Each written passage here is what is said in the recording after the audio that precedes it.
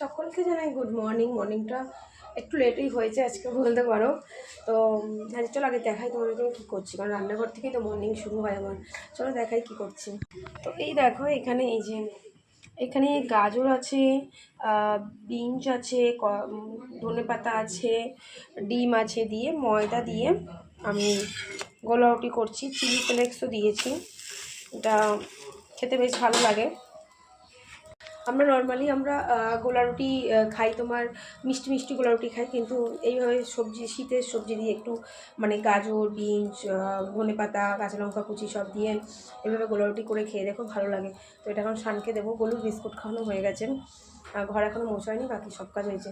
ওইদিকে ওয়াশিং মেশিনে জামা কাপড় কাচতে দিয়ে দিয়েছি, তো কাঁচা হোক, কটা জামা কাপড় কাচার আছে ওগুলো হতে থাকুক, ততক্ষণ আমার এদিকে হয়ে যাবে। তারপরে এই যে গলুর মাংস আনা হয়েছে, এই যে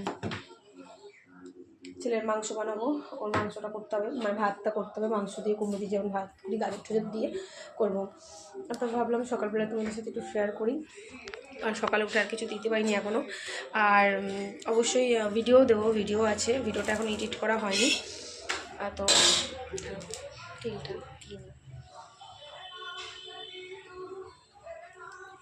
এই বোতলের তেলটা খতম, আর ওইটাতে আবার এক তেল ঢালতে হবে, তখন এইটা দিয়ে জ্বালাই।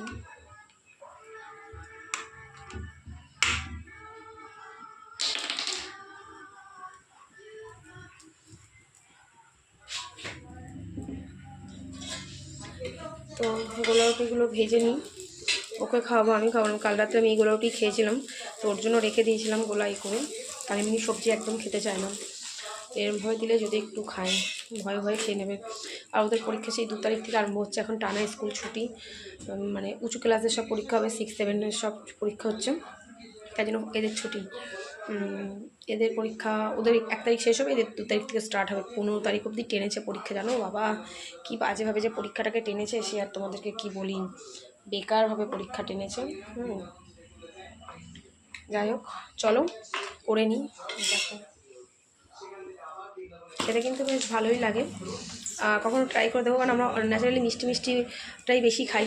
আমিও মিষ্টি মিষ্টি মানে চিনি দিয়েই গোলা রুটিটা বেশি খাই, কিন্তু এই শীতের কালে একটুখানি এইভাবে করে খেলে একটু সস দিয়ে নেবে, ভালো লাগবে খেতে। ট্রাই করে দেখতে পারো, বেশ সুন্দর লাগবে। আর হ্যাঁ, অবশ্যই স্টিমে করবে একদম, কারণ সবজিগুলো সেদ্ধ হওয়ার একটা ব্যাপার থাকে, তো ওই জন্য। যাক চলো, পরে আমি ব্লগ দিচ্ছি, টাটা।